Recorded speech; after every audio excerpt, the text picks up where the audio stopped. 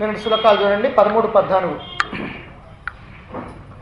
తారుణ్యమేత్య కుల యౌవన రూప సంపత్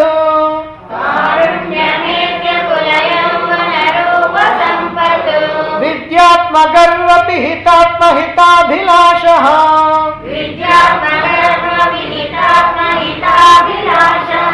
విన్మూత్రమాంసరుధిరాస్తమయే శరీరే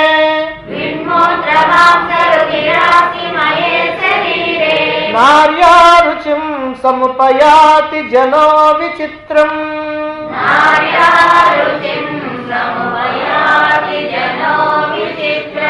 సర్వపదాం నిలయమేత్య వయోధికత్వం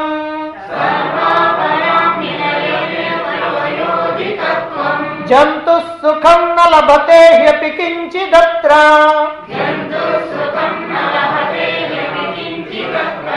పుంసామిహాస్తి న భయం ఖలు మృత్యుతోన్యత్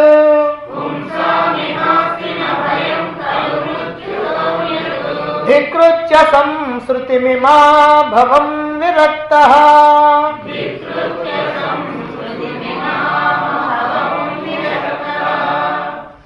గురువు దగ్గరికి వెళ్ళినటువంటి శిష్యుడు తనకున్నటువంటి సమస్తమైనటువంటి బాధలు, ఈ సంసార జనన మరణ చక్రంలో ఇరుక్కొని పడుతున్నటువంటి కష్టాలు, బాధలు, దుఃఖాలు ఏవైతే ఉన్నాయో, ఈ కష్టాలను పడుతూ కూడా ఇవి కష్టాలు అని తెలియకుండానే అనుభవించిపోయినటువంటి వాటన్నింటినీ కూడా ఒక్కసారి గుర్తుకు చేసుకొని, ప్రతి మానవుడు కూడా తల్లి గర్భంలో ఏ రకమైనటువంటి కష్టాలు, గర్భ నరకాన్ని అనుభవించాడో, ఆ గర్భంలో నుంచి బయటపడటానికి ఏ రకమైనటువంటి కష్టాలు అనుభవించాడో, బయటపడిన తర్వాత బాల్యావస్థలో ఎటువంటి కష్టాలు, దుఃఖాలు అనుభవించాడో, యవనంలో సుఖాలు అనుభవిస్తున్నాను అనుకుంటూ కూడా దుఃఖాలకి బీజాన్ని వేసుకుంటున్నాడో, ఆ తర్వాత ఇక వృద్ధాప్యం కనుక వస్తే ఆ వృద్ధాప్యం యొక్క పరిస్థితి ఎలా ఉంటుందో వాటన్నింటినీ కూడా తెలియజేశాడు. అన్ని సర్వ ఆపదాం నిలయం, అన్ని ఆపదలకి దుఃఖాలకి నిలయమైనటువంటిది ఇదిగో వృద్ధాప్యం అని. అంతేకాకుండా ఈ వృద్ధాప్యం వల్ల ఏమాత్రం కూడా సుఖాన్ని పొందటం లేదు మానవుడు. ఈ దశలో మానవుడికి మృత్యువు కన్నా ఇంకా గొప్ప భయం ఇంకోటి ఏమి ఉండదు. కాబట్టి ఈ మార్పులతో కూడినటువంటి ఈ ప్రపంచం మొత్తాన్ని చూస్తుంటే ఇప్పుడు నాకు భయం కలుగుతూ ఉంది అని అంటున్నాడు. ఇప్పుడు భయం కలగటం ఏమిటి? ఎప్పుడో తల్లి గర్భంలో ఉన్నప్పుడు అనుభవించాడు, గర్భంలో నుంచి బయటకు వచ్చినప్పుడు అనుభవించాడు, వచ్చిన తర్వాత అనుభవించాడు, బాల్యంలో అనుభవించాడు, యవనంలో అనుభవించాడు, ఇంకా వృద్ధాప్యమే రాలేదు, ఇప్పుడు గురువుని ఆశ్రయించాడు. మరి ఈ సందర్భంలో వాటన్నిటిని తలుచుకొని ఇప్పుడు భయపడాల్సినటువంటి అవసరం ఏముంది అని అంటే ఆయన చెప్తున్నాడు. ఆద్య ఇప్పుడు నేను భయపడుతున్నాను అని అంటే అర్థం ఏంటంటే, ఇప్పుడు ఎందుకు భయపడుతున్నాడంటే ఇవన్నీ కూడా నేను అనుభవించాను, మళ్ళీ ఇంకా ఎన్ని జన్మలు ఎత్తాలనో, ఎంతమంది తల్లుల గర్భాల్లో నేను చేరాలనో, ఎంతమంది మలమూత్రాల్లో ఇట్లా నేను పెరగాలనో, ఇంకా ఎన్ని రకాలైనటువంటి కష్టాలు అనుభవించాలనో, అదిగో వాటన్నిటిని తలుచుకుంటే నాకు ఇప్పుడు భయం కలుగుతూ ఉంది. అంటే ఇంతకు ముందు పడినటువంటి కష్టాలు, దుఃఖాలు, బాధలు, భయాలు, అలసటలు, ఆందోళన, అశాంతి ఇవన్నీ కూడా ఇక ముందు కూడా నేను పడాలి కదా, ఇక ఇంతే కదా నా కర్మ, ఇంతే కదా నా గతి అనేటువంటి భావనతో వాటన్నిటికీ సంబంధించినటువంటి విషయాలను గుర్తు చేసుకుంటూ అదిగో ఇప్పుడు నేను భయపడుతున్నాను, బాధపడుతున్నాను అని చెబుతున్నాడు. ఇలా బాధపడితే ఇక మరి చివరి గురువుతో చెప్పాల్సింది ఏమిటో ఇప్పుడు చెబుతున్నాడు. ఏమిటంటే దీనికి తరుణోపాయం అడగాలి. అదిగో ఆ విషయాన్ని అడుగుతున్నాడు. 15వ శ్లోకం చూడండి. స్వామిం కథం మమ భవార్ణ వలంఘనం స్యాత్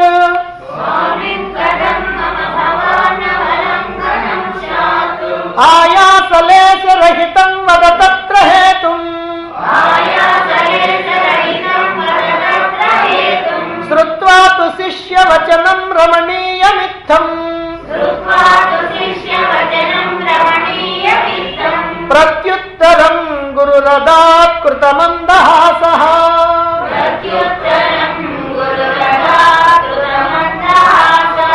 స్వామిం కథం మమ భవార్ణ వలంఘనం స్యాత్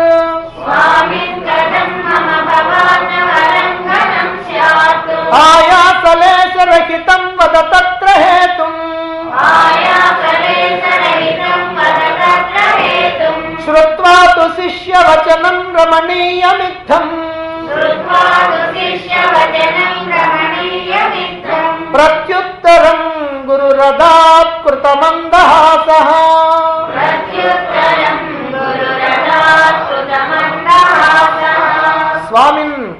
స్వామి, ఇప్పుడు గురువుని సంబోధిస్తూ ఉన్నాడు. స్వామి, ఆయాసలేశరహితం, సునాయాసంగా, అంటే ఏ కష్టం లేకుండా, అంటే చాలా ఎక్కువ కష్టం లేకుండా సునాయాసంగా సులభంగా భవార్ణవ లంఘనం, ఇదిగో ఈ సంసార సాగరాన్ని దాటటం. భవ ఆర్ణవ, భవ అంటే సంసారం, ఆర్ణవ అంటే సాగరం. ఈ సంసార సాగరాన్ని లంఘనం అంటే దాటటం కథం స్యాత్, ఎలా సాధ్యమవుతుందో, తత్ర హేతుం, అదిగో ఆ విధానాన్ని మమ నాకు వద బోధించండి అంటున్నాడు.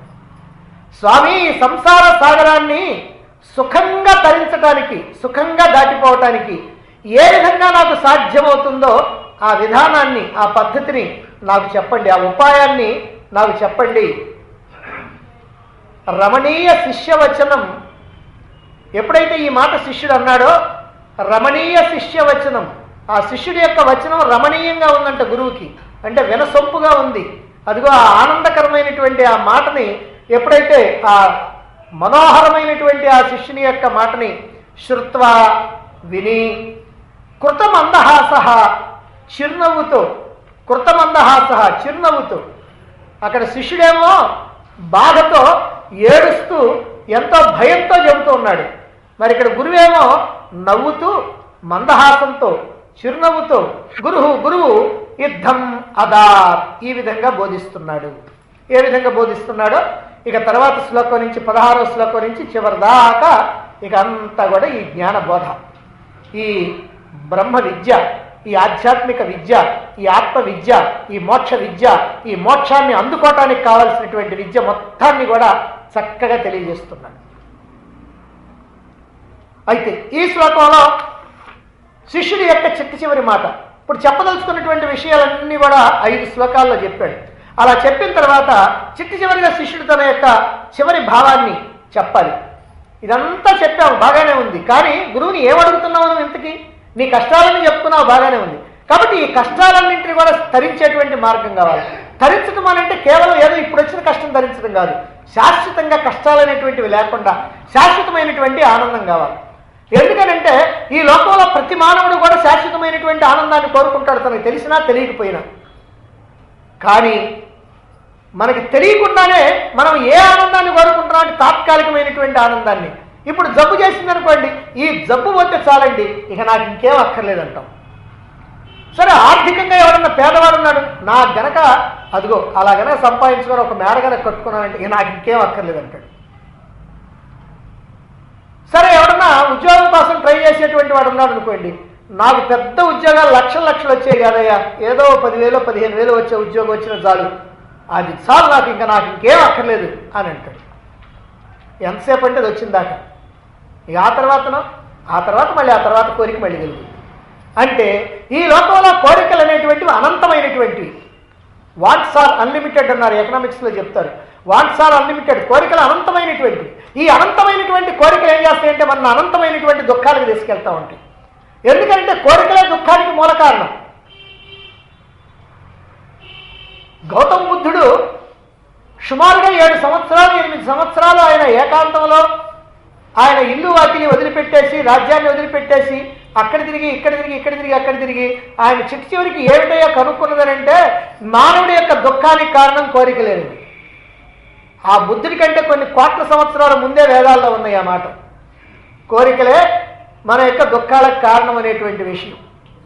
కాబట్టి ఈ కోరికలు అనేటువంటివి మన ఎల్లప్పుడూ కూడా ఈ దుఃఖాల్లో ముంచేస్తూ ఉంటాయి. ఎందుకనంటే మన కోరిక తీరితేనేమో కొత్త కోరిక పుట్టుద్ది, దానికోసం ఏడుస్తాం. కోరిక తీరకపోతేనేమో తీరలేదని ఏడుస్తాం. తీరకపోయినా ఏడుపే, తీరినా కూడా కొత్త ఏడుపే. అందువల్ల ఎప్పుడు కూడా ఈ దుఃఖం అనేటువంటిది మనకు ఉంటూనే ఉంటుంది. కానీ మనం ఇలా ఎప్పుడు కూడా దుఃఖాలు పడతానే ఉన్నామే, అసలు ఈ దుఃఖాలే లేకుండా ఉండేటువంటి ఆనందం ఒకటి ఉన్నదా అనేటువంటి ఆలోచన మాత్రం దురదృష్టవశాత్తు మానవుడికి రాదు, సామాన్యమైనటువంటి మానవుడికి రాదు. అది మహాత్ములైనటువంటి వాళ్ళు మాత్రమే జాగ్రత్తగా ఆలోచించారు. ఒకదాని తర్వాత ఒకటి కోరికలు తీర్చుకుంటున్నటువంటి వాడు కూడా జీవితంలో ఎప్పుడూ కష్టాలు పడుతూ దుఃఖాలు పడుతూనే ఉన్నాడు కదా. అసలు ఈ కష్టము దుఃఖం అనేటువంటిది లేకుండా ఉండాలి, శాశ్వతమైనటువంటి సుఖం కావాలంటే ఏమిటి? దానికి మార్గం ఏమిటి అని ఆలోచించి అదిగో ఆయన తెలుసుకున్నాడు. నీ స్వస్థితిలో నువ్వు ఉండాలయ్యా, నీ యథార్థ స్థితిలో నువ్వు ఉండాలి, నీవెవరో నువ్వు తెలుసుకొని నీవుగా ఉండాలి. అదిగో అప్పుడే నీకు శాశ్వతమైనటువంటి ఆనందం.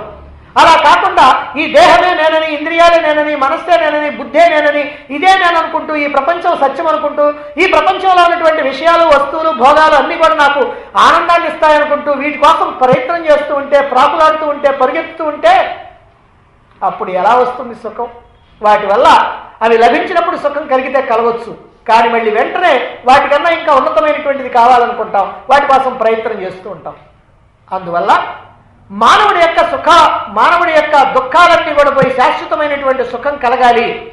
అలా కలగటం కోసమే ఎవరైనా సరే ప్రయత్నం చేసి ఒక సద్గురువుని ఆశ్రయించినప్పుడు ఆ గురువుని అడగాల్సినటువంటి విషయం అదే. అందుకనే ఇక్కడ శిష్యుడు ఏం చేశాడంటే చెప్పదలుచుకున్నటువంటి కష్టాలు, బాధలు, దుఃఖాలన్నీ చెప్పాడు. అన్నీ చెప్పిన తర్వాత ఇప్పుడు చెబుతున్నాడు, ఏమని? స్వామి, ఈ సంసార సాగరాన్ని తరించేటువంటి మార్గం ఏమిటో నాకు చెప్పు. ఇది నేను ఇంకా భరించలేను. దీన్ని కనుక సులువుగా నేను సాధించాలి అని అంటే నాకు ఏదైనా ఒక ఉపాయం చెప్పు. నేను ఏం చేయాలో అదిగో దాన్ని బోధించండి అని అంటున్నాడు. ఎప్పుడైతే అలా అన్నాడో ఆ మనోహరమైనటువంటి శిష్యుడి వచనాలు, దీంట్లో ఏం మనోహరం ఉంది? ఏదో నాకు తరించడానికి మార్గం చెప్పండి అని అన్నాడు. ఏమిటి మనోహరం అని అంటే, అర్హత పొందినటువంటి శిష్యుడు అంటే మామూలుగా ఏమీ తెలియకుండా కొత్తగా పోయినటువంటి వాడు కాకుండా ఈ ఆధ్యాత్మిక రంగంలో ప్రవేశం ఉన్నటువంటి వాడు, కొంత దూరం ప్రయాణం చేసినటువంటి వాడు, అదిగో అటువంటి వాడు అడిగేటువంటి ప్రశ్న ఇది. ఏమిటా ప్రశ్న అంటే, శాశ్వతమైనటువంటి ఆనందం కావాలి, దుఃఖ నివృత్తి, ఆనంద ప్రాప్తి. దుఃఖం అంటూ అసలు లేకుండా పోవాలి, శాశ్వతమైనటువంటి ఆనందం కలగాలి. ఏదో కొంతకాలం ఆనందం కలిగి కొంతకాలం తర్వాత పోవటం కాదు. మనకి ఇక్కడ ఉన్నటువంటి విషయాల వల్ల కలిగేటువంటి ఆనందాన్ని విషయానందం అంటారు. విషయం కనుక మనకి లభిస్తే ఆనందం, విషయం కనుక దూరం అయితే దుఃఖం. ఒక వస్తువుని మనం ఇవాళ కోరుకొని తెచ్చుకున్నాం, ఇంటికి 10,000 15,000 పెట్టి తెచ్చుకున్నాం. ఎంత ఆనందమో చెప్పడానికి వీల్లేదు. ఇరుగు పొరుగు వాళ్ళకు కూడా పిలిచి చూపిస్తూ ఉంటాం. మరి అంతా అయిపోయింది. ఓ 10 రోజుల్లో, 15 రోజుల్లో, నెల రోజుల్లో, 2 నెలల్లో, సంవత్సరం అయిపోయింది. అయిపోయిన తర్వాత దానికి రిపేర్లు రావటం ఏదో మొదలైంది. ఇప్పుడుంది ఆనందం ఉండదు. ఎందుకంటే తెచ్చుకున్న రోజు ఉన్నటువంటి ఆనందం 10 రోజుల తర్వాత కూడా ఉండదు. మరి ఇక సంవత్సరం తర్వాత ఎట్లా ఉంటుంది అంటే, ఏ వస్తువు అయితే నువ్వు తెచ్చుకొని ఆనందించావో ఆ వస్తువే నీకు అంత ఆనందాన్ని ఇవ్వదు, ఆ వస్తువే దుఃఖాన్ని ఇస్తుంది. కాబట్టి విషయానందము వస్తువు ద్వారా వచ్చేటువంటి ఆనందం అంతా ఇలాంటిది. ఇలా కాకుండా ఏదైతే నిజమైనటువంటి ఆనందం ఉందో అది ఆత్మ ద్వారా వచ్చేటువంటి ఆనందం, దాన్నే ఆత్మానందం అని అన్నారు. కాబట్టి విషయానందం అనేటువంటిది శాశ్వతమైనటువంటిది కాదు, ఆత్మానందం అనేటువంటిది శాశ్వతమైనటువంటిది. ఆ ఆత్మానందాన్ని పొందేటువంటి మార్గం ఏమిటో చెప్పు అని ఇక్కడ గురువు అడుగుతూ ఉన్నాడు, శిష్యుడు అడుగుతున్నాడు గురువుని. నాకు ఈ శాశ్వతమైనటువంటి ఆనందం కావాలి అంటే, మోక్షం కావాలి అంటే, ఈ సమస్తమైనటువంటి దుఃఖాలకి నేను ఫుల్ స్టాప్ పెట్టాలి. ఏమిటి మార్గం, ఏమిటి ఉపాయం, ఏమిటి సులువైనటువంటి మార్గం చెప్పండి అని ఇక్కడ శిష్యుడు గురువుని అడుగుతూ ఉన్నాడు. కాబట్టి ఇక్కడ శిష్యుడు అడిగినటువంటి ఆ ప్రశ్నను బట్టి గురువు అంచనా వేసుకున్నాడు ఈ శిష్యుడు ఏ స్థాయిలో ఉన్నటువంటి వాడాలి. అందుకని అంటున్నారు ఇక్కడ రమణీయ వచనం అని. ఈ శిష్యుడి యొక్క వచనం రమణీయంగా ఆయనకి ఎంతో వినసొంపుగా ఉందంట. అందుకని అదిగో ఆ రమణీయమైనటువంటి శిష్యుడి యొక్క వాక్కుల్ని విని ఇప్పుడు చిరునవ్వు నవ్వుతూ గురువు ఈ ప్రకారంగా సమాధానం ఇస్తున్నాడు. చిరునవ్వు నవ్వటం ఎందుకు? ఎగతాళి చేయటానిక? గురువు ఎప్పుడంటే ఎగతాళి చేయడు. శిష్యుడు ఏదైనా పొరపాటు చేసినా, ఏదైనా తెలియక అడిగినా, మాట్లాడినా దాంట్లో ఉన్నటువంటి తప్పును తెలియజెప్పి అతన్ని సరి చేస్తాడే కానీ అతను ఏడుస్తూ ఉంటే వీడు నవ్వుతూ ఉండేవాడు ఆయన గురువు కాదు. అటువంటి వాడు నిజమైనటువంటి సద్గురువు అసలు కానే కాదు. కాబట్టి ఎందుకు నవ్వుతున్నాడు అంటే, శిష్యుడికేమో తన యొక్క బాధ చాలా గొప్పది, కానీ గురువు దృష్టిలోకి వచ్చినప్పటికీ ఆ బాధ పెద్ద గొప్పది కాదు. ఎందుకంటే దాన్ని అంతా దాటి వచ్చినటువంటి వాడు గురువు. కాబట్టి ఈ మాత్రం దానికి నువ్వు ఇంత భయపడాల్సినటువంటి పని లేదు, ఇంత బాధపడాల్సినటువంటి పని లేదు, దీనికి మార్గం ఉంది, ఏం పర్వాలేదు, నేను చెప్తాను, ఆ మార్గంలో నడుద్దు కానీ అనేటువంటి ఒక హామీ ఇవ్వటం కోసమని, ఈ మాత్రానికైనా నువ్వు ఇంత భయపడతా ఉంది, నేను చెప్తాలే అన్నట్టుగా అదిగో అలా చిరునవ్వుతో సమాధానం చెప్తూ ఉన్నాడు. సాధారణంగా ఉపనిషత్తులు కానీ వేదాంత గ్రంథాలు కానీ ఇదిగో ఇక్కడి నుంచి ప్రారంభమవుతాయి. ఎక్కడి నుంచి అంటే 15వ శ్లోకం నుంచి ప్రారంభమవుతాయని కాదు. అంటే గురువు దగ్గరికి ఓ శిష్యుడు వచ్చి, ఓ గురువు గారు, ఈ సంసార జన్మమరణ చక్రం నుంచి తప్పించుకోవటం ఎట్లా, ఈ కష్టాలన్నింటినీ పోగొట్టుకునేది ఎట్లా, శాశ్వతమైనటువంటి ఆనందాన్ని పొందేది ఎట్లా అని ఆ శిష్యుడు అడుగుతాడు. గురువు సమాధానం చెప్పడం మొదలు పెడతాడు. అందువల్ల ఇక్కడి నుంచి ప్రారంభం అవుద్ది. ఏ ఉపనిషత్తు అయినా అంతే, ఏ వేదాంత గ్రంథమైనా కూడా అంతే.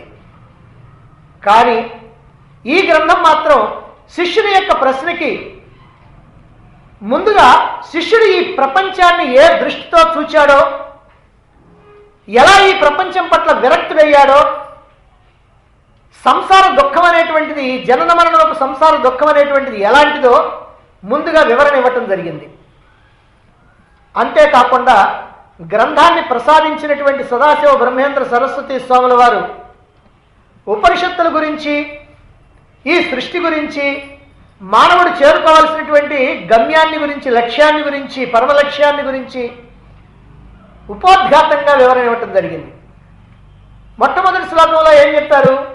గురు ప్రార్థన, దైవ ప్రార్థన. అంటే ఏ శాస్త్రమైనా ప్రారంభం చేసేటప్పుడు గురు ప్రార్థన, దైవ ప్రార్థనతో ప్రారంభం చేయాలి. అప్పుడే ఆ శాస్త్రం ఓ సరైనటువంటి పద్ధతిలో ప్రారంభించినటువంటిది అవుద్ది. ఎందుకంటే ఏ గ్రంథాన్నైనా మనం ప్రారంభించేటప్పుడు ఉపక్రమ ఉపసంహారాలు ఉంటాయి. ఉపక్రమాలు అంటే ప్రారంభించడం, ఉపసంహారం అంటే ముగించడం. ఈ ప్రారంభించడం, ముగించడం అనేటువంటిది రెండు కూడా ఒక క్రమమైనటువంటి పద్ధతిలో కనుక ఉంటే ఆ గ్రంథం చాలా విలువ కలిగినటువంటిదని అర్థం అవుద్ది. అలా కనుక కాకుండా ఉన్నట్లయితే ఆ గ్రంథానికి విలువ లేదు. ఆధ్యాత్మిక గ్రంథాలు ఏవైనా సరే దైవ ప్రార్థన, గురు ప్రార్థన అనేటువంటిది చాలా ప్రధానం. అందుకనే మొదటి శ్లోకాన్ని గురు ప్రార్థనతో, దైవ ప్రార్థనతో ప్రారంభించారు.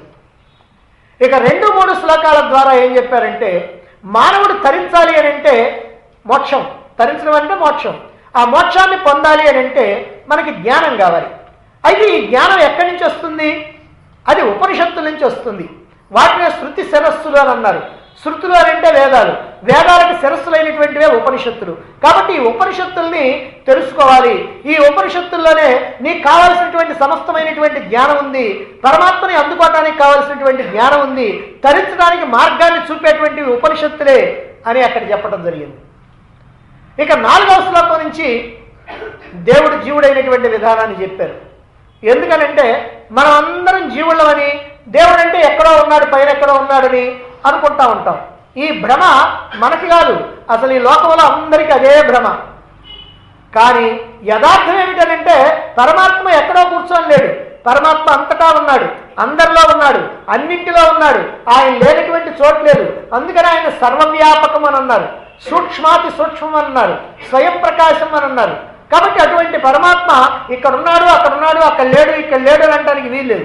ఒకవేళ పరమాత్మ కనుక కొంత దూరం ఉండి కొంతవరకు కనుక లేకపోతే ఆయన పరిమితుడు, పరిమితం అయ్యేది నశిస్తుంది. నశించేవాడు దేవుడు ఎట్టవుతాడు? కాబట్టి పరమాత్మ సర్వవ్యాపకుడు, ఆయన లేనటువంటి చోటు లేదు. మరి అటువంటి పరమాత్మ జీవుడు ఎట్లా అయ్యాడు? ఇప్పుడు మనం అందరం జీవుళ్ళుగా ఉంటున్నాం కదా. యథార్థంగా మన యొక్క స్వరూపం పరమాత్మ అయితే మనం ఇప్పుడు జీవుళ్ళు అనుకుంటున్నాం. కాబట్టి పరమాత్మ ఇక్కడ జీవుడయ్యాడు అంటే దేవుడు జీవుడయ్యాడు. ఆ దేవుడు జీవుడైనటువంటి ఆ విధానం ఏమిటో ఈ 4వ శ్లోకం దగ్గర నుంచి చెప్పారు. ఆ విధానాన్ని చెబుతూ సృష్టి రహస్యాన్ని వర్ణించాల్సి వచ్చింది. ఎక్కడా ఏ గ్రంథంలో ఇంత వివరంగా సృష్టి రహస్యాన్ని చెప్పలా. అంటే పరమాత్మ ఈ ప్రపంచాన్ని ఎట్లా సృష్టించాడు అనేటువంటి సందేహం అందరికి వస్తుంది. మరి కొంత వేదాంతం నేర్చుకుంటే పరమాత్మ ఏమీ చేసేవాడు కాదన్నారు కదండి, ఆయన ఎందుకు సృష్టిస్తాడు అనేటువంటి సందేహం వస్తుంది. మరి పరమాత్మే సృష్టించాడని చెప్పాలా, పరమాత్మ సృష్టించేవాడు కాదని ఒప్పుకోవాలా? ఈ రెండింటినీ సమన్వయం చేస్తూ ఈ ప్రపంచం ఎట్లా, ఈ లోకం ఈ తయారైందో, ఈ సృష్టి ఎట్లా జరిగిందో అనేటువంటి విషయాన్ని అద్భుతంగా 2 శ్లోకాల్లో చక్కగా తెలియజేశారు. ఇక 10వ శ్లోకంలో నుంచి తరించాలి అనుకున్నటువంటి జీవుడు తన యొక్క పూర్వపుణ్య విశేషం చేత, ఎందుకంటే లోకంలో ఎంతోమంది మానవులు ఉన్నారు, కానీ పూర్వంలో పుణ్యం చేసుకున్నటువంటి వాళ్ళు మాత్రమే ఈ జ్ఞానాన్ని అందుకోవడానికి అర్హత కలిగినటువంటి వాళ్ళు అవుతారు. ఒక గురువుని ఆశ్రయించగలిగినటువంటి వాళ్ళు అవుతారు. ఆ పూర్వజన్మ సుకృతం కనుక లేకపోతే ఎప్పుడు కూడా గురువుని ఆశ్రయించలేరు, ఈ శాస్త్రాన్ని తెలుసుకోలేరు. పూర్వజన్మ సుకృతం ఉంటేనే ఇది తెలుసుకోవడానికి సాధ్యమవుతుంది. అలా పూర్వజన్మ సుకృతం ఉన్నటువంటి వాళ్ళు లోకంలో ఎంతోమంది మానవుల్లో ఏ కొంతమందో అలా తమ దుఃఖ కారణం ఏమిటో తెలుసుకొని ఆ దుఃఖాన్ని నివారించుకునేటువంటి మార్గం ఏమిటో తెలుసుకోవాలని ఆ గురువుని అన్వేషిస్తూ వస్తూ ఉంటారు. అదిగో అలా గురువుని సమీపించి తన యొక్క దుఃఖానికి కారణాలన్నింటినీ కూడా తెలియజేసి ఈ 15వ శ్లోకంలో తరించే మార్గాన్ని అడుగుతున్నాడు. దీంతో శిష్యుడి యొక్క పని పూర్తయిపోయి తరించేటువంటి మార్గం ఏమిటో నాకు చెప్పండి అని అంటున్నాడు. ఈ సంసార దుఃఖాలను కనుక తరించాలి అని అంటే ఈ సంసార సాగరాన్ని దాటి వెళ్లాల్సిందే. సముద్రాన్ని దాటాలంటే సముద్రంలోనే కూర్చొని స్నానం చేస్తా నేను దాటానంటే దాటడానికి వీలవుద్దా? మళ్ళీ ఒడ్డుకే వస్తాడు. సముద్రంలో కూర్చొని సముద్రాన్ని దాటలేడు. అలాగనే ఈ సంసారం అనేటువంటి సాగరంలో కూర్చొని ఇందులోనే మునిగిపోయి ఇందులోనే ఇరుక్కుపోయి ఈ సాగరాన్ని దాటాలి అని అంటే సాధ్యమవుద్దా? సాధ్యం కానే కాదు. అందువల్ల ఈ కష్టాల కడలిలో నుండి ఆ కష్టాలను తొలగించుకోవటం ఎప్పటికీ సాధ్యం కాదు. అందుకే సునాయాసంగా ఈ సంసార సాగరాన్ని దాటేటువంటి తరుణోపాయం చెప్పండి అని అర్థిస్తూ ఉన్నాడు ఇక్కడ శిష్యుడు. మోక్షార్థులైనటువంటి వాళ్ళు ప్రశ్నించేటువంటి విధానం ఎప్పుడు కూడా ఇలాగనే ఉంటుంది. మోక్షార్థులంటే మామూలు మోక్షార్థులు కాదు, తీవ్ర ముముక్షత్వం కలిగినటువంటి వాళ్ళు. తీవ్రంగా మోక్షాన్ని అందుకోవటమే నా జీవిత పరమార్థం, అంతకంటే ఈ ప్రపంచంలో ఉన్నటువంటి సుఖాలు భోగాలు పొందటం కాదు, వీటన్నిటికంటే ప్రధానమైనటువంటిది నేను నా యొక్క ఈ జన్మని చరితార్థం చేసుకోవాలి, ఈ మోక్షాన్ని పొందాలి, ఈ శాశ్వత ఆనందాన్ని పొందాలి, ఈ జన్మ రాహిత్యాన్ని పొందాలి, మళ్ళీ మళ్ళీ పుట్టడం మళ్ళీ మళ్ళీ చావటం అనేటువంటిది లేకుండా చేసుకోవాలి అనేటువంటి తీవ్రమైనటువంటి ఆ భావన ఉన్నటువంటి వాళ్ళు ఎవరైతే ఉన్నారో అటువంటి వాళ్ళు ప్రశ్నించేటువంటి ప్రశ్న ఇదిగో ఇక్కడ శిష్యుడు ప్రశ్నించింది. నిజంగా ఈ శిష్యుడు ఈ ప్రపంచాన్ని ఎంతో సునిశ్చితంగా పరిశీలన చేశాడు.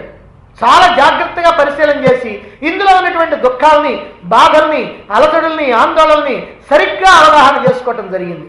అలా అవగాహన చేసుకుంటే కానీ అతనికి ఈ సంసారం పట్ల విరక్త భావం కలగదు. అందరూ దుఃఖాలు అనుభవిస్తున్నారు కదా, అలాగే నేను కూడా అనుభవిస్తున్నాను, తప్పే ఉంది అని అనుకున్నాడు అనుకోండి. ఈ లోకంలో నేను ఒక్కడైనా ఏంటి, అందరూ అనుభవిస్తూ ఉన్నారు, సుఖాలు అనుభవిస్తున్నారు, దుఃఖాలు అనుభవిస్తున్నారు, అట్టే నేను కూడా అనుభవిస్తున్నాను అని అనుకున్నాడు అనుకోండి. అంతే ఇక వాడి జీవితం, ఇక వాడు తరించేటువంటి అవకాశం లేదు. ఎందుకని? అందరూ చేస్తున్నారు, నేను చేస్తున్నాను, అందరూ అనుభవిస్తున్నారు కాబట్టి నేను అనుభవిస్తున్నా. అంతేగాని లోతుకు దిగి ఎందుకు నేను అనుభవిస్తున్నాను, ఎందుకు నేను ఈ లోకంలోకి వచ్చాను, అసలు నేను ఈ లోకంలో రావడానికి ముఖ్యమైనటువంటి కారణం ఏమిటి, నేను తల్లి గర్భంలో ఉన్నప్పుడు నేను ఏం భావించాను, ఏం అనుకున్నాను, ఇప్పుడు నేను ఏం మర్చిపోయాను, కాబట్టి ఇప్పుడు నాకు తరుణోపాయం ఏమిటి అనేటువంటి ఆలోచన రావాలి అని అంటే అదిగో ఈ ప్రపంచాన్ని నిశ్చితంగా పరిశీలించినటువంటి వాడికే సాధ్యమవుతుంది. అలా కనుక కాకపోతే అందరిలాగా ఈ జన్మమరణ చక్రంలో ఇరుక్కుపోతుంటాడు. మళ్ళీ మళ్ళీ పుట్టడం, మళ్ళీ మళ్ళీ చావటం, మళ్ళీ మళ్ళీ తల్లి గర్భంలో ప్రవేశించడం, ఈ రకరకాలైనటువంటి దుఃఖాలన్నీ కూడా జన్మ దుఃఖం, జరా దుఃఖం, వ్యాధి దుఃఖం, మరణ దుఃఖం అనేటువంటి దుఃఖాలన్నీ కూడా పడుతూ ఉండాల్సిందే. అయితే సునిశ్చితమైనటువంటి విశ్లేషణ చేయటం వల్ల, పూర్వజన్మ సంస్కారాల వల్ల అదిగో అక్కడ ఉన్నటువంటి శిష్యుడు ఈ ప్రపంచం పట్ల, ఇక్కడ ఉన్నటువంటి అనిత్యమైనటువంటి అల్పమైనటువంటి సుఖాల పట్ల వైరాగ్యం కలిగింది అతనికి. ఇలాంటి వైరాగ్యం అంటే వివేకం వల్ల కలిగినటువంటి వైరాగ్యం, ఒట్టి వైరాగ్యం కాదు, వివేకం వల్ల కలిగినటువంటి వైరాగ్యం. ఇది కలిగినప్పుడే తరించాలనేటువంటి కోరిక కలుగుద్ది, తీవ్ర ముముక్షుత్వం కలుగుద్ది. కాబట్టి మనకి ముముక్షుత్వం, మోక్షాపేక్ష మనలో కలగాలి అని అంటే వివేకపూర్వకమైనటువంటి వైరాగ్యం కావాలి. ఏదో ఇంట్లో కష్టాలు వచ్చినప్పుడు భార్య చెప్పిన మాట వినకపోతేనో, పిల్లలు చెప్పిన మాట వినకపోతేనో, లేకపోతే భర్త భార్యను తంతా ఉంటేనో అప్పుడు కలిగేటువంటి వైరాగ్యం నిజమైనటువంటి వైరాగ్యం కాదు, అది తాత్కాలికమైనటువంటి వైరాగ్యం. వివేకం ద్వారా కలిగినటువంటి వైరాగ్యం ఏదైతే ఉందో ఆ వైరాగ్యం కలిగినప్పుడే తీవ్ర ముముక్షుత్వం అనేటువంటిది కలుగుతుంది, మోక్షాన్ని పొందాలనేటువంటి తీవ్రమైనటువంటి అపేక్ష కలుగుతుంది. అందుకే అడుగుతున్నాడు. శిష్యుడు మాట్లాడిందంతా కూడా ప్రసన్నమైనటువంటి వదనంతో గురువు విన్నాడు, నవ్వుతూ విన్నాడు. ఈ నవ్వటం ఇక్కడ గురువే కాదు, ఎక్కడ గురువైన అంతే. పాపం మనకి భగవద్గీతలో ఉన్నటువంటి గురువు ఒక ఆయన ఉన్నాడు, ఆయన మామూలుగానే ఎప్పుడు నవ్వుతూ ఉంటాడు. దానితో శ్రీకృష్ణుడు అర్జునుడు ఏడుస్తూ ఉంటే ఇంకా బాగా నవ్వాడంట. తమ వాచ హృషికేశ ప్రహసన్నివ భారత. ప్రహసన్నివ అంటే నవ్వుతూ సమాధానం చెబుతున్నాడు. ఎవరికి నవ్వుతూ సమాధానం చెబుతూ? ఏడుస్తూ ఉన్నటువంటి అర్జునుడికి. మొట్టమొదటి అధ్యాయం ఏంది? అర్జున విషాద యోగం. విషాదం అంటే ఏమిటి? ఏడుపు. అంటే ఆయన ఏడుస్తూ ఆయన బాధలన్నీ చెబుతుంటే ఈయన నవ్వుతూ ఆయనకి నవ్వుతూ చెప్పబోతున్నాడు. ఏమిటంటే ఇదే అంటే శిష్యుడికి మాత్రం ఈ కష్టాలన్నీ కూడా చాలా గొప్పగా తరించడానికి ఎట్లనా ఈ సాధ్యం వద్దా కాదా అనేటువంటి ఆలోచన ఉంటుంది. గురువు తరించినటువంటి వారు కనుక ఇదేం కష్టమైనటువంటిది ఏం కాదు, నేను చెప్తాను మార్గం ఉన్నది, నువ్వేం దిగులు ఇప్పుడు బాకు, నీకేం పర్వాలేదు అని నవ్వుతూ చెప్తూ ఉంటాడండి. అందుకనే ఇక్కడ ఇలా గురువు ప్రహసన్నివ నవ్వుతూ చెప్పడం అనేటువంటిది జరుగుతుంది. సంసారాన్ని సాగరంతో పోల్చి చెప్పటం కానీ, జీవుడు తల్లి గర్భంలో ఉన్నప్పుడు వెలుపలకు వచ్చేటప్పుడు బాల్యంలో పడ్డటువంటి బాధలు, అలాగనే యవ్వనంలో పడ్డటువంటి అజ్ఞానం, వృద్ధాప్యంలో ఉన్నటువంటి చింతలు, ఇవన్నీ కూడా భరించలేనటువంటి దుఃఖాలని, మృత్యు భయాన్ని, ఇవన్నీ కూడా వివరించడం చూస్తూ ఉంటే ఈ శిష్యుడు చాలా సమర్థుడైనటువంటి వాడుగా, చాలా పరిపక్వత కలిగినటువంటి వాడుగా, అంటే పూర్తి అజ్ఞానంలో కాకుండా కొంత జ్ఞానాన్ని నేర్చుకున్నటువంటి, కొంత పరిపక్వత సాధించినటువంటి వాడుగా ఇప్పుడు గురువు తెలుసుకున్నాడు. అంటే ఇప్పటికే కొంత జ్ఞానాన్ని పొందినటువంటి వాడని ఈ ఒక్క ప్రశ్న ద్వారా ఆయన గ్రహించాడు. సంసార సాగరాన్ని చూసి భయపడుతున్నాడని, తరించాలనేటువంటి తీవ్రమైనటువంటి తపన ఉన్నదని. ఎందుకనంటే గురువు ఆ శిష్యులు, తన దగ్గరికి వచ్చినటువంటి శిష్యుల్ని ఒక విషయాన్ని పరీక్ష చేస్తుంటాడు, వీళ్ళకి ఏమాత్రం మోక్షాపేక్ష ఉన్నది అని, ఎంత తరించాలనేటువంటి తపన వీళ్ళకు ఉన్నది. ఎందుకనంటే అంత తపన ఉన్నటువంటి వాళ్ళకే తాను చెప్పేటువంటి జ్ఞానం అవగాహన అవుద్ది. అంత తపన లేనటువంటి వాళ్ళకి ఏమవుద్దంటే, సరేగా మీరు చెప్తా ఉండండి, నాకు ఇంటి దగ్గర నిద్ర రావట్లేదు, ఇక్కడైతే కమ్మగా నిద్ర వస్తుంది అందుకని వచ్చాను నేను అని అనుకునేవాళ్ళు కొంతమంది. మరి లేకపోతేనేమో ఏదో చెప్పండి, చెప్తే ఏదో బాగానే చెబుతున్నారు కానీ నాకు మాత్రం ఒక్కటి కూడా ఎక్కలేదు అని కొంతమంది. ఇలా రకరకాలుగా ఉంటారు. ఎందుకనంటే ఆ తీవ్రమైనటువంటి తరించాలి తరించాలి తరించాలి. కోటాను కోట్ల జన్మలు ఎత్తారు ఇప్పటికీ. ఇంటి కోట్ల జన్మల్లో ఎన్ని కష్టాలు అనుభవించాను, ఎన్ని తల్లి గర్భాల్లో చేరాను, ఎన్ని మలమూత్రాల్లో దొర్లాను పడి, ఇంత కష్టాన్ని మళ్ళీ ఇప్పుడు నేను అనుభవించాలి కదా, చిచి నాకు అక్కర్లా, నేను ఏమైనా సరే ఈ జన్మను నేను తరింపజేసుకోవాలి అనేటువంటి ఆ తీవ్రమైనటువంటి తపన, తీవ్రమైనటువంటి ఆ ముముక్షుత్వం ఎవరిలో అయితే ఉంటుందో అదిగో అటువంటి వాడిని గురువు సాదరంగా ఆహ్వానిస్తాడు. అటువంటి శిష్యుడంటే గురువుకి చాలా ఇష్టంగా ఉంటుంది. అటువంటి శిష్యుడికి గురువు తనకి తెలిసినటువంటి జ్ఞానాన్ని, తన యొక్క అనుభవాన్ని తన యొక్క మాటల్లో అందించాలని చూస్తూ ఉంటాడు. అలా ప్రయత్నం చేస్తూ ఉంటాడు. శిష్యుడిని ఎలాగైనా సరే ముందుకు నడిపించాలి అని అనుకుంటాడు. ఇది ఆ శిష్యుల్లో ఉన్నటువంటి తపనకి ఫలితం. అంతేకాకుండా ఇక ప్రశ్నించేటువంటి విధానం ఉంటుంది. ఆ ప్రశ్నించేటువంటి విధానాన్ని బట్టి కూడా శిష్యుడి యొక్క అర్హతను గ్రహిస్తాడు గురువు. కొంతమంది ప్రశ్న వేస్తుంటారు, ఎక్కడ ప్రారంభిస్తారో, ఎక్కడెక్కడెక్కడ దాకా పోద్దో ప్రశ్న, చివరికి ఏ రూపాన్ని ధరిస్తుందో పాపం వాళ్ళకి తెలియదు. ఎందుకంటే ఆయన ఏం అడగదలుచుకున్నాడో తెలియదు, అడుగుతున్నది ఏమిటో తెలియదు, చివరికి ఎక్కడికి పోతాడో తెలియదు, చివరికి అది ప్రశ్న అవుద్దో సమాధానం అవుద్దో కూడా తెలియదు, ఆయనే సమాధానం చెబుతాడు. అందువల్ల ఏమిటంటే ఒక క్లారిటీ ఉండాలి. ఆ శిష్యుడి యొక్క మనస్సులో ఒక క్లారిటీ ఉండాలి. ఏమిటి అసలు నేను ఎందుకు వచ్చాను ఇప్పుడు గురువు దగ్గరికి, ఈ గురువు దగ్గర నుంచి నేను ఏం నేర్చుకోవాలనుకుంటున్నాను, అసలు నా జీవితం అంతా ఏమిటి, ఈ జీవితం యొక్క స్థితి ఏమిటి, ఈ జీవితం ఎలాంటి ఒడిదుడుకులతో సాగుతూ ఉంది, దీని యొక్క అస్తిత్వం ఏమిటి, దీని యొక్క నిత్యత్వం ఏమిటి అనేటువంటి ఒక పరిశీలన చేసి ఉండాలి. ఆ పరిశీలన చేస్తున్నప్పుడు ఓహో ఈ జీవితం అనేటువంటిది బుద్భుతప్రాయమైనటువంటిది, దీనిలో వచ్చేటువంటి సుఖాలు భోగాలు ఏవి కూడా మనకి శాశ్వతమైనటువంటి ఆనందాన్ని ఇవ్వటం లేదు, కాబట్టి నాకు కావాల్సింది ఏమిటంటే ఈ జన్మను నేను సార్థకం చేసుకోవాలి, కాబట్టి ఈ జన్మను సార్థకం చేసుకునేటువంటి మార్గం ఏమిటో నాకు తెలియాలి అనేటువంటి ఒక స్పష్టమైనటువంటి భావనతో ఉన్నటువంటి వాడు శిష్యుడు అయినప్పుడు గురువు అటువంటి శిష్యుడిని ఎంతో సాదరంగా ఆహ్వానిస్తూ ఉంటాడు. అటువంటి శిష్యుడు లభించడం నిజంగా గురువు యొక్క అదృష్టం.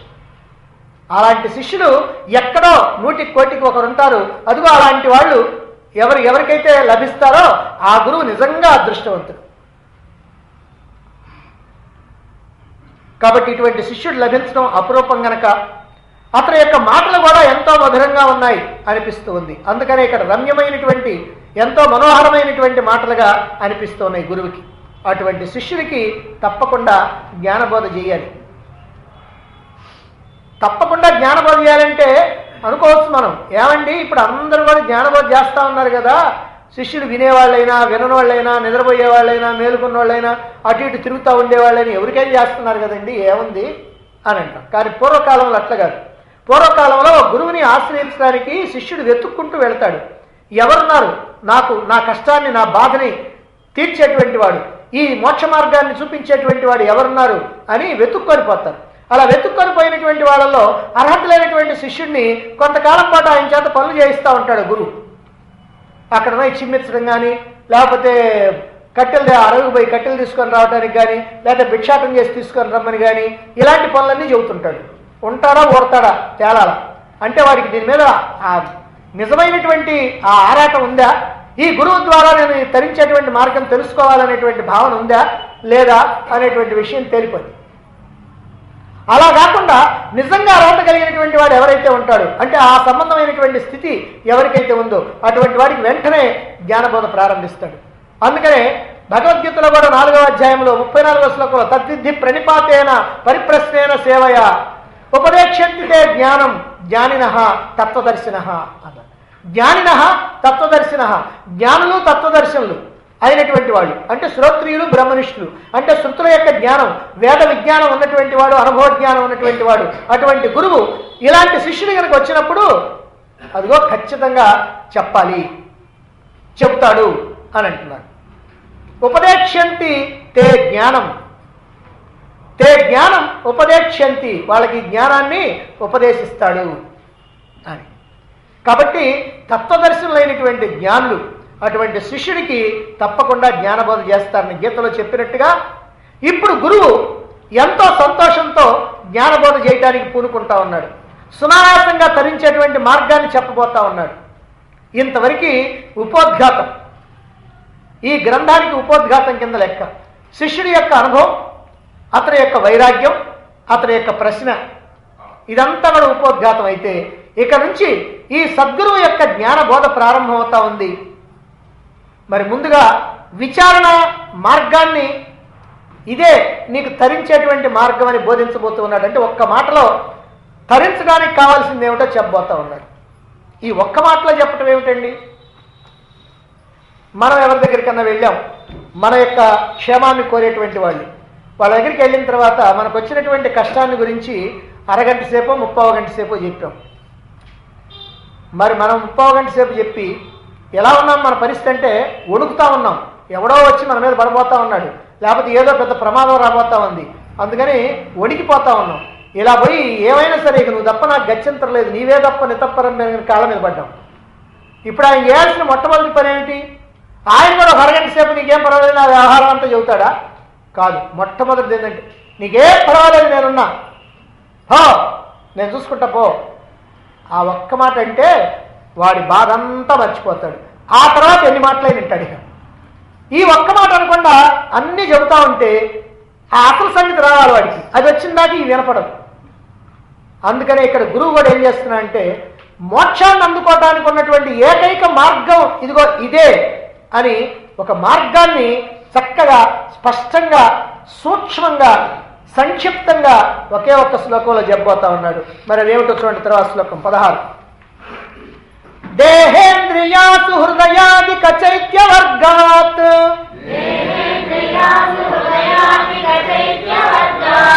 ప్రత్యచ్చితే విభజనం భవవారిరాసే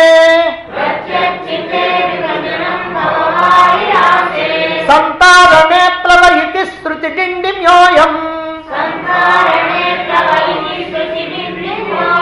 తస్మాద్ విచారయ జడా జడయో స్వరూపం.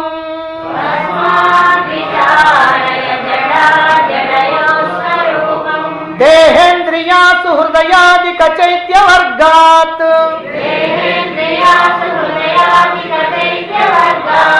ప్రత్యచ్చితే విభజనం భవవారిరాసే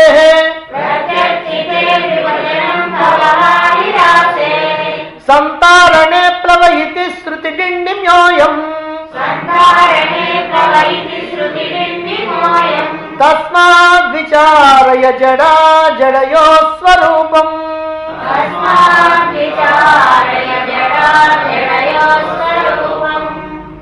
దేహేంద్రియాసు హృదయాదిక చైత్యవర్గాత్.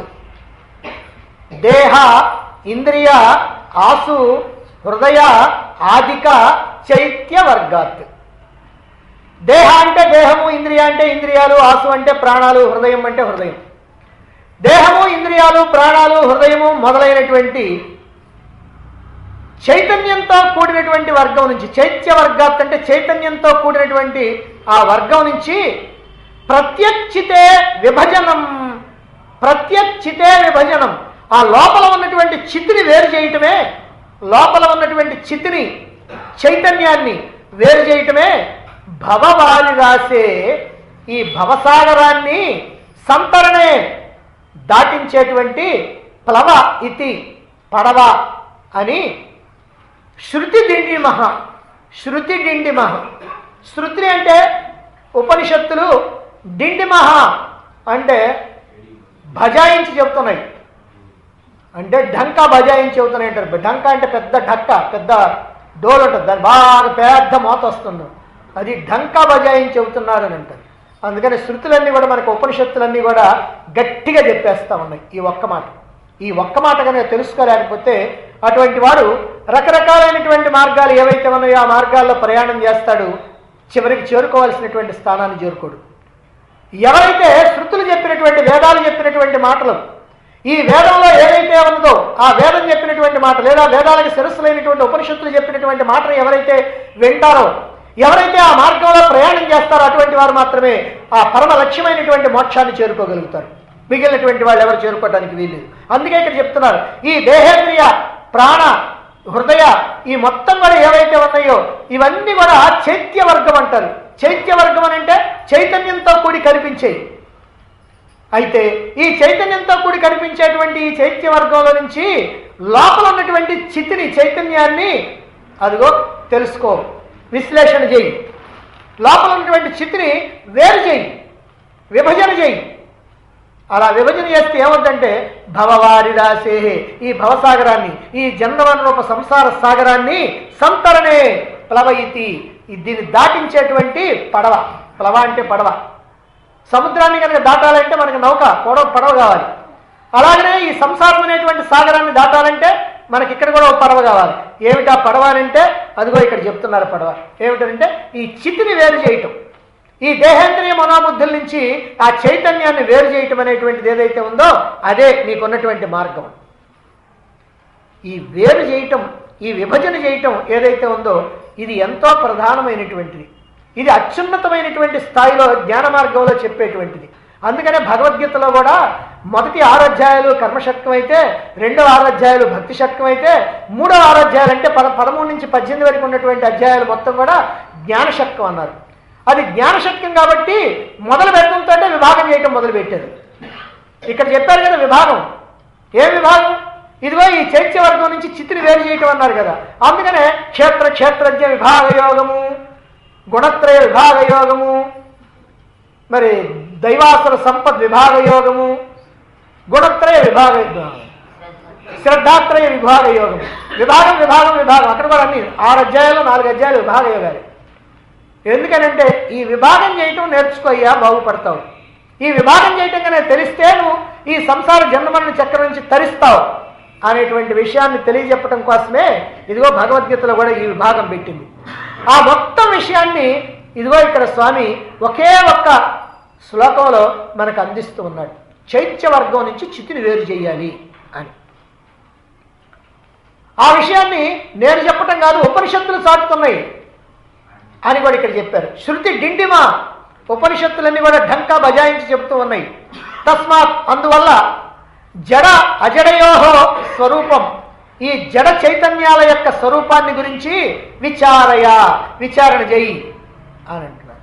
కాబట్టి నువ్వేం చేస్తావంటే ఈ జడ చైతన్యాలు, జడమైనటువంటిది చైతన్యమైనటువంటిది, ఈ రెండు కలిసి ఉంది. ఈ రెండు కలిసి ఉన్నటువంటి దాంట్లో నుంచి జడాన్ని చైతన్యాన్ని నువ్వు వేరు చేయి.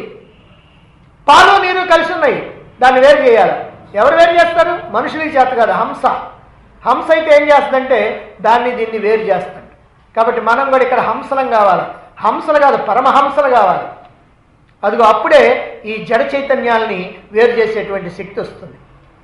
కనుక ఈ శ్లోకం ద్వారా మనం తెలుసుకోవాల్సిందంటే మోక్షం అనేటువంటిది ఎట్లా కుదురుతుంది, మోక్షం అనేది ఎప్పుడు వస్తుంది, మోక్షం రావాలంటే ఏం చెయ్యాలి, ఇది క్వశ్చన్. మోక్షం రావాలంటే ఏం చేయాలి? మోక్షం రావాలంటే జడ చైతన్యాన్ని విడగొట్టాలి, అంతే. ఇది ఆన్సర్. మోక్షం రావాలంటే ఎట్లా? జడ చైతన్యాల్ని విభాగం చేయి. ఈ జడ చైతన్యాలను విడగొట్టడం కనుక చేత అయితే చాలు, నీకు మోక్షం వస్తుంది అని ఇక్కడ తెలియజేస్తున్నారు. అయితే ఆ జడ చైతన్యాల్ని ఎట్లా విడగొట్టాలనో తర్వాత శ్లోకం నుంచి వస్తుంది, మనకు వచ్చేది అదే. ఆ జడ చైతన్యాలను విడగొట్టేటువంటి విధానం. కానీ అది విడగొట్టాలి అనేటువంటి విషయాన్ని ఇదిగో ఇక్కడ మనకి చెప్తూ ఉన్నారు.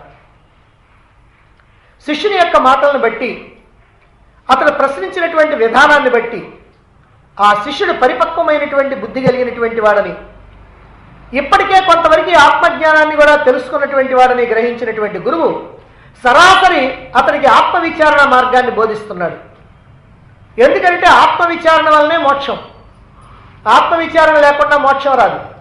నేను రోజు ధ్యానం చేస్తానండి, 4 గంటలు కూర్చొని జపం చేస్తానండి, లేకపోతే నేను పేదలకి అన్నదానం చేస్తుంటానండి రోజు, లేదా వస్త్రదానం చేస్తుంటానండి, లేకపోతే ఇంకేదో పరోపకారం కోసం నేను కళ్యాణ మండపాలు కట్టిస్తానండి, గుళ్ళు గోపురాలు కట్టిస్తానండి, నాకు మోక్షం వస్తుందానంటే రాదు అనేటువంటి ఒకే ఒక్క మాట గట్టిగా చెబుతాయి శాస్త్రాలు. కాబట్టి వీటి వల్ల రావు. అలాగని ఇవన్నీ కూడా పనికిరానటువంటివి కాదు. అవన్నీ కూడా నీ మనస్సుని ఉన్నతమైనటువంటి స్థితికి తీసుకొని వెళ్ళటానికి, వాటిని సరైనటువంటి పద్ధతిలోగానే చేసినట్లయితే నీ మనస్సు మెత్తపడటానికి కారణమవుతుంది. అంతవరకు ఉపయోగపడుతుంది. కానీ నువ్వు కనుక మోక్షాన్ని కనుక పొందాలి అని అంటే ఖచ్చితంగా ఈ జడ చైతన్యాల్ని విడగొట్టాల్సిందే. దానికంటే వేరే మార్గం ఇంకోటి లేదు. ఆత్మవిచారణ చేయాల్సిందే. ఈ జడ చైతన్యాలను విడగొడటమే ఆత్మవిచారణ. ఎందుకని? ఇక్కడ ఆత్మ అనాత్మ రెండు కలిసినాయి. జడమేమో అనాత్మ, చైతన్యమేమో ఆత్మ. ఆత్మ అనాత్మ రెండు కలిసినాయి. ఈ రెండు కలిస్తే రెండింటిని కలిపి చూస్తున్నాం మనం రెండింటిని కలిపి జడంగా చూస్తున్నాం. కాబట్టి ఇప్పుడు నువ్వేం చేయాలంటే దాన్ని విడగొట్టి ఆ జడాన్ని అవతలకి నెట్టేసి చైతన్యాన్ని చూడు. పాలు నీరు ఉన్నాయి, ఆ రెండు విడగొట్టామనుకో, నీరు బారబోసేయి, పాలు మాత్రం స్వీకరించు. అదే లేదండి నేను పాలు బారబోసి నీళ్లు స్వీకరిస్తానండి, లేదా రెండు కలిపి తిన్నప్పుడు కూడా నాకు నీడే కావాలండి అని అంటే కుదరదు. ఏం ఉపయోగం? కాబట్టి ఇక్కడ కూడా ఏమిటంటే జడ చైతన్యాన్ని విడగొట్టాలి. జడాన్ని వదిలేసి, జడాన్ని ఎప్పుడు పట్టుకొనే ఉన్నాం కదా, జడాన్ని పట్టుకొని మనం కూడా జడుగా అవుతున్నాం. అందుకని జడాన్ని వదిలేసి చైతన్యాన్ని పట్టుకోవాలి. అదిగో ఆ విషయాన్నే ఇక్కడ గురువు సరాసరి ఆత్మవిచారణ మార్గాన్ని తెలియజేయబోతున్నాడు. ఈ సంసార జన్మమరణ చక్రం నుంచి విడుదల పొంది ఆత్మ సాక్షాత్కారం పొందాలంటే అత్యుత్తమమైనటువంటి సాధన ఆత్మవిచారణే అని తెలియజెప్పి ఆ విచారణ విధానాన్ని బోధించబోతున్నాడు తర్వాత శ్లోకం నుంచి. అయితే ఇక్కడ చెప్పింది ఏమిటనంటే దేహము, ఇంద్రియాలు, ప్రాణాలు, హృదయము అంటే ఇంకా అన్ని మొదలైన అంటే అన్ని మనస్సు, బుద్ధి, చిత్తం, అహంకారం అన్నీ కూడా వీటన్నింటినీ కూడా ఏం చేయాలి అని అంటే విడగొట్టాలి. ఏం విడగొట్టాలండి? వీటన్నింటినీ ఒక్కోదాన్ని విడగొడతాం కాదు. వీటన్నింటినీ కూడా ఏమిటో తెలుసుకోవాలా, ఇవి దేంతో తయారైనయో తెలుసుకోవాలా. ఆ తయారు తెలుసుకున్న తర్వాత అందులో ఏముందో గ్రహించాలి. సామాన్యంగా మనం ఏం చేస్తున్నామంటే ఈ స్థూల దేహాన్ని, ఈ సూక్ష్మదేహాన్ని, ఈ మొత్తాన్ని కలిపి నేను నేను నేను అని అంటున్నాం. ఒక్క మాటలో చెప్పాలంటే ఇక్కడ ఏమున్నాయి? పైకి కనిపించేటువంటి మొద్దు స్థూల దేహం ఉంది, లోపల ఇంద్రియాలు, ఆ లోపల మనస్సు, ఆ లోపల బుద్ధి, ఇవన్నీ ఉన్నాయి. ఇవన్నీ మనకు తెలుసు.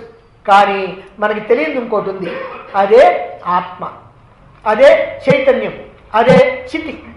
అది ఉండబట్టే ఈ చెయ్యి కదులుతుంది, ఈ నోరు మాట్లాడగలుగుతుంది, ఈ కళ్ళు చూడగలుగుతున్నాయి, ఈ చెవులు వినగలుగుతున్నాయి. కానీ ఆ చైతన్యం కనుక లేకపోతే, ఆ చైతన్యం లేకపోతే ఇవన్నీ ఉన్నా కూడా ఏది కూడా పనిచేయదు. ఎక్కడ దొంగలు అక్కడే గప్చిప్ అన్నట్టుగా అయిపోతుంది. కాబట్టి ఇక్కడ మనం చూస్తున్నప్పుడు ఏమనుకుంటున్నామనంటే ఇవన్నీ కూడా పనిచేస్తున్నాయి కదా, కాబట్టి వీటి స్వభావమే పనిచేయటమేమో అనుకుంటున్నాం. అక్కడ పొరపాటు పడుతున్నాం. ఇక్కడైతే పొరపాటు పడుతున్నాం కానీ ఇక్కడ పొరపాటు పడం. ఇప్పుడు ఆ ఫ్యాన్ తిరుగుతూ ఉందనుకోండి, లైట్ వెలుగుతూ ఉందనుకోండి, ఎప్పుడు దీని స్వభావం వెలగటమేనేమో, లైటు అంటే ఇట్లా వెలుగుతూ ఉన్నటువంటి లైటేనేమో అని మనం అనుకుంటామా? ఆహా, స్విచ్ చేసినప్పుడే వెలుగుద్ది, వీడప్పుడు మాత్రం ఆరిపోయి ఉంటుంది. ఇప్పుడు మనకి స్విచ్ చేయటం కానీ తీయటం కానీ ఇప్పుడు ఇక్కడ ఏమి లేవు కాబట్టి, అంటే తల్లిగారి బోధ నుంచి రావడంతో ఆ చైతన్యంతో కలిసి వస్తున్నాం కాబట్టి మనకు అర్థం కావట్లా. సరే చైతన్యం పోద్దా పోద్ది, మరి పోయినప్పుడు అర్థం చేసుకునే అవకాశం లేదు. అప్పుడు కనుక ఉన్నట్టు అంటే చచ్చిపోయిన తర్వాత కూడా మనకు ఆలోచించే అవకాశం కనుక ఉన్నట్టయితే అప్పుడు బాగుండేది. కానీ ఇప్పుడు అది లేదు. అంటే నువ్వు జీవించి ఉన్నంత వరకు కూడా ఈ చైతన్యం అనేటువంటి దాన్ని పట్టించుకోకుండా ఈ చైతన్యంతో కూడినటువంటి ఈ సమస్తమైనటువంటి దేహేంద్రియ మనోబుద్ధులన్నింటినీ ఒక్క ఘాటన కట్టేశాం. ఏ ఘాటన? నేను అని అంటున్నాం. ఈ దేహం నేను, ఇంద్రియాలు నేను, మనస్సు నేను, బుద్ధి నేను అని ఈ నేను నేను నేననే చేస్తున్నాం. ఇప్పుడు ఈ నేనుని విశ్లేషణ చేయాలి. దేహము 5 కర్మేంద్రియాలు, 5 జ్ఞానేంద్రియాలు, 5 ప్రాణాలు, 4 అంతఃకరణాలు అంటే మనస్సు, బుద్ధి, చిత్తం, అహంకారం. ఈ మొత్తం కలిపి 20. ఈ మొత్తం కలిపి చైత్యవర్గం అని అంటారు. అది ఇక్కడ చైత్యవర్గం అని ముందుగా చెప్పింది. అంటే చైత్యవర్గం అంటే ఏమిటండి? అంటే చైతన్యంతో కూడి పనిచేసేటువంటి జడం. ఇంతకీ ఇది చైత్యమా జడమా? ఏం చెప్తాం? ఇంతకీ చైతన్యమా జడం? అంటే ఇప్పుడు చెయ్యి ఉందనుకోండి, చైతన్యమా జడమా? అదే జడమైతే కదులుతుందిగా. అందుకని చైతన్యంతో కూడిన జడం. ఇవన్నీ చైతన్యంతో కూడినటువంటి జడం కనుక దీన్ని చైత్యవర్గం అని అన్నారు. లోకంలో కొన్ని అసలు జడాలు ఉన్నాయి, ఒక్కటేమో అసలు చైతన్యం ఉంది, కొన్నేమో జడ చైతన్యాలు రెండు కలిసి చైతన్యం మాదిరిగా ఉన్నాయి. ఒట్టి జడమైతేనేమో ఎప్పుడు జడమే, ఇక దానికి తిరిగేలేదు. కానీ జడము చైతన్యం కలిస్తే జడమైనప్పటికీ చైతన్యంలా కనిపిస్తూ ఉంటాయి. ఒకటేమో జడం లేకుండానే చైతన్యం, అచ్చగా చైతన్యం ఉంటుంది. అది ఒక్కటే, ఏకం, అద్వయం, అది పరమాత్మ. అందుకని ఈ జడ చైతన్యాలు కలిసి ఉన్నటువంటి వాటిని ఇక్కడ చైత్యవర్గం అని అంటున్నారు.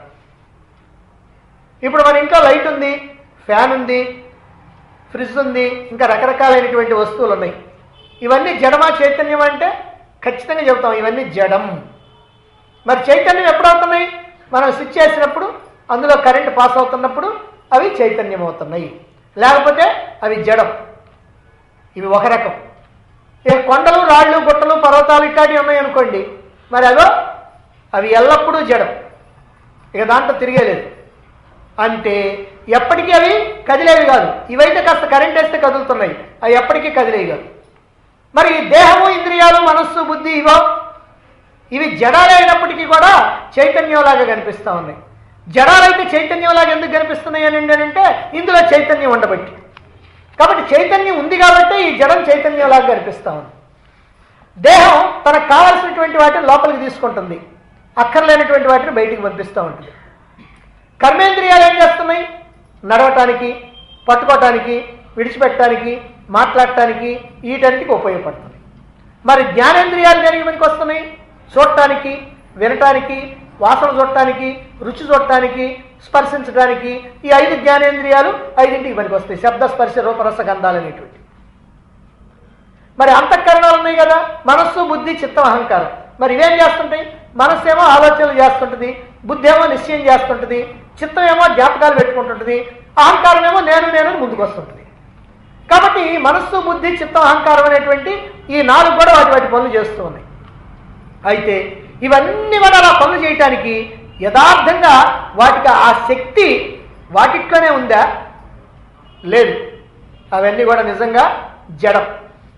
మరైతే ఎలా పనిచేయగలుగుతున్నాయండి అంటే వాటిట్లోకి ఏదో శక్తి వచ్చి ఉన్నది. ఏమిటా శక్తి? అదే ఆత్మశక్తి, అదే పరమాత్మ శక్తి, అదే చైతన్య శక్తి. ఎట్లా వచ్చిందండి? ఎట్లా రావటం కాదు, అది ఎప్పుడు ఉంటానే ఉంటుంది. ఎందుకంటే పరమాత్మ అంతటా ఉంటాడు కాబట్టి అందులో కూడా ఉన్నాడు. అందులో కూడా ఉన్నాడు కాబట్టి ఆ శక్తి ద్వారా ఇవన్నీ కూడా పనిచేస్తూ ఉన్నాయి. కాబట్టి ఇవన్నీ కూడా ఈ చైతన్యం అనేటువంటిది, ఈ చితి లేదా ఈ చైతన్యం అనేటువంటిది ఆ ఇంద్రియాల లోపలే ఉన్నది కాబట్టి దీన్ని ప్రత్యక్షితి అని అంటారు. వేదాంతంలో దీనికి ప్రత్యక్షితి అని అంటారు. అంటే ఈ ఇంద్రియాల్లోనే చైతన్యం ఉంది కాబట్టి దాన్ని ప్రత్యక్షితి అన్నారు. ఆ చితి ఉన్నంతకాలం అవి పనిచేస్తూ ఉంటాయి. ఎప్పుడైతే ఆ చితి కాస్త తొలగిందో ఇక అప్పుడే పనిచేయి. అప్పుడే ఎక్కడ దొంగలు అక్కడే గప్ చిప్ అన్నట్టు. కథలో పనిచేయవు. నోరు ఉంటుంది, మాట్లాడదు. చెవు ఉంటుంది, వినదు. ముక్కు ఉంటుంది, గాలి వెలుచలేదు. చేతులుంటాయి, కదలవు. కాళ్ళుంటాయి, కదలవు. అన్నీ అక్కడే అట్లా పడిపోయి ఉంటాయి.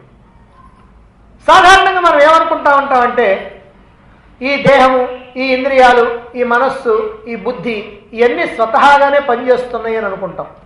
మనకి ఎట్టాగు పనిచేస్తున్నాయి, పుట్టిన దగ్గర నుంచి పోయేదాకా పనిచేస్తూనే ఉంటున్నాయి కాబట్టి ఇవన్నీ స్వతహాగా అంటే వాటి యొక్క సహజ స్వభావంగా పనిచేస్తున్నాయి అనుకుంటున్నాం. అందుకే ఎప్పుడు కూడా దాన్ని విశ్లేషణ చేయం. మనం విశ్లేషణ చేయకపోవడానికి కారణం ఏంటంటే ఇవి నిజంగా ఎప్పుడు అట్లా పనిచేస్తూ ఉంటాయి అని అనుకోవటం. ఒక మనిషిగా, ఒక వ్యక్తిగా, ఓ జీవుడిగా పనిచేస్తూ ఈ సంసారంలో కొట్టుమిట్టాడుతూ మనం జీవితాన్ని వెళ్ళబుచ్చుతూ ఉంటాం. అయితే ఎప్పుడైతే దీని నుంచి మనం బయటపడ్డామో ఆ బయటపడ్డప్పుడు మాత్రమే దీన్ని తెలుసుకోగలుగుతాం. ఏమిటి తెలుసుకునేది? ఏం చేయాలి? దానికోసం వెలుగుతూ ఉండేటువంటి లైటును చూస్తూ, అక్కడ వెలుగుతూ ఉంది లైటు, ఆ లైటును చూస్తూ అక్కడ జడమైనటువంటి లైట్ ఉంది, దాన్ని వెలిగించేటువంటి కరెంట్ ఉంది. ఇది మనం చేయాల్సింది. ఇప్పుడు మనం ఏం చూస్తున్నాం? అది వెలిగేటప్పుడు మనం ఆ లైట్నే చూస్తున్నాం, అది ఆరిపోయినప్పుడు కూడా ఆ లైటే చూసేది. మనకి ఏం కనపడుద్ది? అదిగో తెల్లంగా ఒకటి అట్లా కనపడుద్ది, అదిగో ఆ పైన ఏదో కనపడుద్ది, అక్కడ ఒక గుబ్బ కనపడుద్ది. ఇది ఆ ట్యూబ్ లైట్ దాని పరిస్థితి. అది వెలుగుతున్నప్పుడు అదే కనపడుతుంది, ఆరినప్పుడు అదే కనపడుతుంది. ఆరిపోయినప్పుడేమో కాంతి ఉండదు, ఆ వెలుగుతున్నప్పుడు కాంతి ఉంటుంది.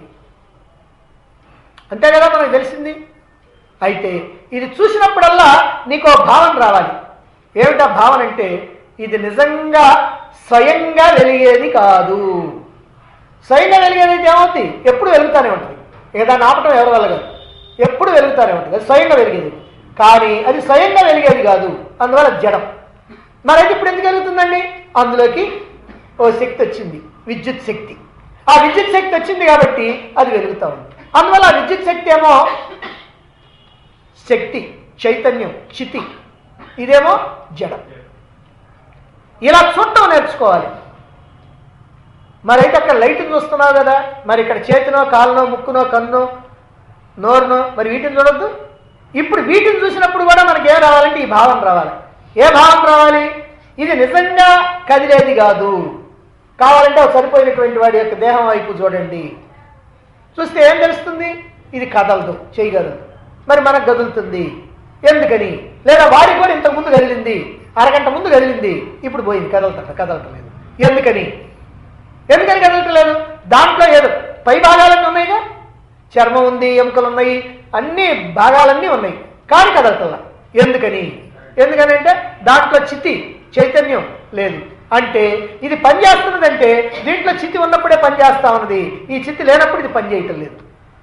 కాబట్టి ఇక్కడ కూడా రెండు ఉన్నాయి, ఒకటి జడం ఉంది, ఒకటి చైతన్యం ఉంది. కాబట్టి ఈ జడ చైతన్యాలని నా చెప్పుకున్నాను, జడాలను వేరు చేయడం. ఈ జడ చైతన్యాలని వేరు చేయటం అనేటువంటిది నేర్చుకోవాలి.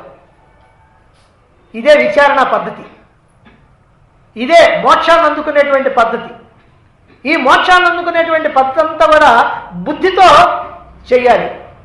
అంతే తప్ప ఏదో ఆటోమేటిక్గా చేసేది జపం చేసుకోవటం, నామస్మరణ చేసుకోవటము అవి కాదు. ఈ చితి, ఈ జడం, ఈ జడ చితులు, ఈ జడ చైతన్యాలు, ఈ రెండింటినీ కూడా విడగొట్టడానికి మన యొక్క సూక్ష్మమైనటువంటి బుద్ధిని ఉపయోగించాలి. ప్రతి సందర్భంలో కూడా ఇలా విడగొట్టి చూడటం నేర్చుకోవాలి. కాబట్టి దేహం ఉన్నది అని అంటే దాన్ని పనిచేయించేటువంటి చితి అనేది ఒకటి ఉన్నది. ఈ రెండు కూడా వేరు. దేహం జడమైనటువంటిది, ఆ చితేమో చైతన్యమైనటువంటిది. ఇంద్రియాలేమో జడమైనటువంటిది. ఆ ఇంద్రియాలను పనిచేయించేటువంటి స్థితి అందులో ఉంది, అది వేరైనటువంటిది. లైట్ను వెలిగించేటువంటి కరెంటు, ఫ్యాన్ని తిప్పేటువంటి కరెంటు, ఫ్రిడ్జ్లో వస్తువుల్ని చల్లబరిచే కరెంటు, హీటర్లో నీటిని వేడి చేసేటువంటి కరెంటు ఒకటేనా? వేరువేరా? ఒకటే. మరేంటంటే కరెంటు దీంట్లోనే చల్లబరుస్తుంది, దాంట్లోనే వేడి చేస్తుంది, దీంట్లోనే వెలిగిస్తుంది, దాంట్లోనేమో గాలిస్తుంది. అదేమిటండి? కరెంటుకి ఈ బుద్ధి ఏంటండి అసలు? ఆ కరెంటుకి ఒకే బుద్ధి ఉండాలి, కానీ ఇన్ని బుద్ధులు ఉంటాయా? ఎందుకంటే సామాన్యంగా కొంతమంది ఓ ప్రశ్న వేస్తూ ఉంటారు, అందరిలో భగవంతుడు ఉన్నాడంటే మేము ఒప్పుకోమండి, అందరిలో భగవంతుడు ఉంటే అందరూ ఒకే రకంగా ఉండాలి కదా అని ఎక్కడ లేని తెలివి ప్రదర్శిస్తూ ఉంటారు పాపం వాళ్ళు. ఇక్కడ కాదు, ఈ ఊళ్ళో కాదు, ఈ దేశంలో కాదు, పాపం ప్రపంచం మొత్తం కూడా ఇదే ప్రచారం వాళ్ళది. భగవంతుడు కనుక అందరిలో ఉంటే ఆ పందిలో, కుక్కలో, నక్కలో, పిల్లిలో బలిలో అన్నిట్లో కనుక ఉండి మనిషిలో అన్నిట్లో ఉంటే అన్నీ ఒకే రకంగా ప్రవర్తించాలి కదా అని. ఇదిగో దానికి ఇదే సమాధానం. మరి కరెంటు ఈ లైట్లో ఉంది, ఫ్యాన్లో ఉంది, ఫ్రిడ్జ్లో ఉంది, హీటర్లో ఉంది, మైకులో ఉంది, అన్నిట్లో ఉంది. మరి అన్నీ ఒకే రకంగా ప్రవర్తిస్తున్నాయా? లేదు కదా. ఎందుకని? కరెంట్ అనేటువంటిది ఒక శక్తిని ఇస్తుంది. ఆ శక్తిని ఉపయోగించుకొని ఆ పరికరం పనిచేస్తుంది. అలాగనే ఆత్మ చైతన్యం అనేటువంటిది ప్రతి జీవికి శక్తినిస్తుంది. ఆ శక్తిని ఉపయోగించుకొని ఆ జీవి తన మనసులో ఉన్నటువంటి, తన కారణ శరీరంలో ఉన్నటువంటి ఆ వాసనల ప్రకారం అది పనిచేస్తూ ఉంటుంది, లేదా తన యొక్క ప్రారంభం ప్రకారం అనుభవిస్తూ ఉంటుంది. కాబట్టి ఏది ఎట్లా నడుచుకోవాలనో, ఎట్లా చేయాలనో అదిగో ఆ జడమైనటువంటి ఆ వర్గానికి సంబంధించిందే కానీ ఈ చితికి సంబంధించినటువంటిది కాదు. కాబట్టి ఈ విషయాన్నే మనం ఇక్కడ తెలుసుకోవాలి. అందువల్ల అన్ని పరికరాల్లో, ఎలక్ట్రిక్ పరికరాల్లో ఉండేటువంటి కరెంటు ఒకటే. అలాగనే అన్ని దేహాల్లో ఉండేటువంటి, మానవులే కాదు అన్ని సమస్తమైనటువంటి జీవుల్లో ఉండేటువంటి పరమాత్మ ఒక్కటే అనేటువంటిది కూడా గ్రహించాలి. ఇలా జడ చైతన్యాన్ని విడదీసి చూడటమే విచారణ. ఇదే విచారణ, ఆత్మ విచారణ. ఏమిటి? ఈ జడ చైతన్యాన్ని వేరు చేసి చూడటం. ఈ విచారణ వల్లనే ఈ సంసార సాగరాన్ని దాటడానికి వీలవుతుంది. ఇలా విడదీస్తేనే తన యొక్క నిజస్వరూపం ఏమిటో తెలుస్తుంది. ఈ రెండింటిని విడదీసినప్పుడే నేనెవరు అంటే నా నిజస్వరూపం ఏమిటి, నా నిజస్వరూపం ఈ జడమా లేకపోతే చైతన్యమా? ఈ జడం కాదు అని తెలుసుకుంటాం, చైతన్యమే నా స్వరూపం అని తెలుసుకుంటాం, అంటే ఆత్మే నా స్వరూపం తెలుసుకుంటాం, అంటే పరమాత్మే నేనని తెలుసుకుంటాం. కాబట్టి ఈ పరమాత్మే నేనని తెలుసుకునేటువంటి స్థితికి దారితీసేటువంటి ఈ జడ చైతన్యాల్ని వేరు చేయాలి. దీనివల్లనే సంసార సాగరాన్ని దాటడం వీలవుతుంది. కాబట్టి ఈ విచారణే పడవ లాంటిది అని ఇక్కడ చెప్పారు. సంసార సాగరాన్ని దాటించేటువంటి పడవ కనుక ఇది పడవ లాంటిది అని చెప్పారు. మరైతే విచారణ ఎలా చేయాలి, ఎలా చేయాలో రేపటి నుంచి చెప్పుకోబోతా ఉన్నాం.